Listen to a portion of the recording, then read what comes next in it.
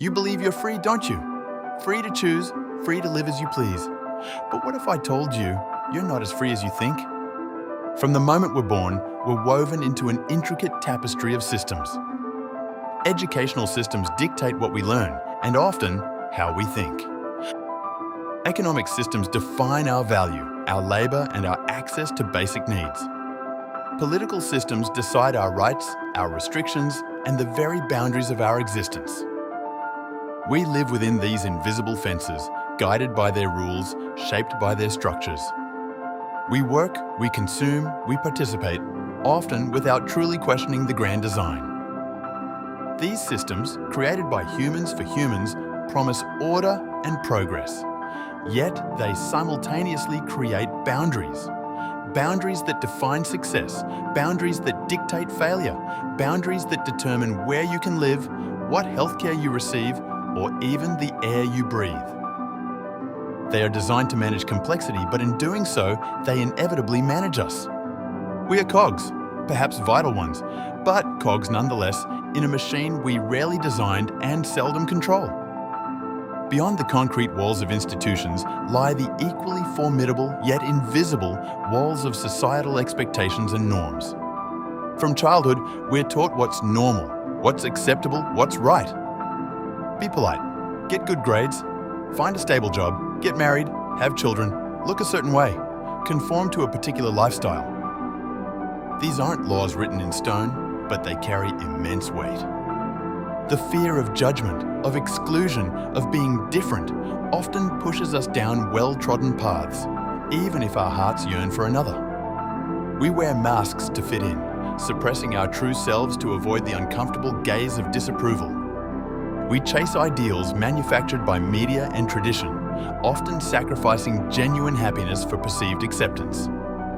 The desire to belong, to be valued, becomes a powerful, silent arbiter of our choices, subtly narrowing the vast spectrum of possibilities down to a few pre-approved options. Is it truly freedom when your choices are so heavily influenced by the opinions of others? And then there's the most insidious limitation of all, the one within our own minds. Years of navigating these systems and conforming to these expectations create deeply ingrained patterns of thought, our conditioning. We develop biases, beliefs and assumptions that become our internal operating system. We learn what to fear, what to desire, what to believe about ourselves and the world. Our past experiences, our upbringing, the stories we've been told, they all contribute to the invisible walls of our mental prison. We accept certain truths without question, not because they're universally true, but because they're our truths. This conditioning dictates our reactions, limits our perspectives, and often prevents us from even seeing alternative paths. We are creatures of habit, our thoughts often recycling the same narratives, playing the same old tapes. How can we be truly free to explore, to innovate, to be ourselves when our own minds are operating within predefined parameters, perhaps set long ago by forces we no longer recognize?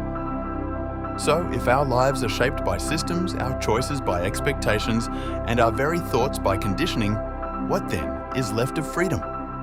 Does it mean the pursuit of an impossible ideal? Or does it mean understanding these invisible forces and consciously choosing how we engage with them? This isn't about despair, it's about awareness. It's about acknowledging the complex web that binds us, not to lament our lack of freedom, but to understand its true nature. To realize that true freedom might not be the absence of all constraints, but the conscious choice within those constraints. The freedom to question, to challenge, to think independently, to choose our response, even if we cannot choose our circumstances. If freedom is limited, if we are constantly being shaped, guided, and influenced, then what are you actually living? Are you living a life that is truly your own, or one prescribed for you? The answers might be uncomfortable, but they are the first step towards a different kind of freedom. Subscribe for deeper insights into the forces that shape us and how we might begin to define freedom on our own terms.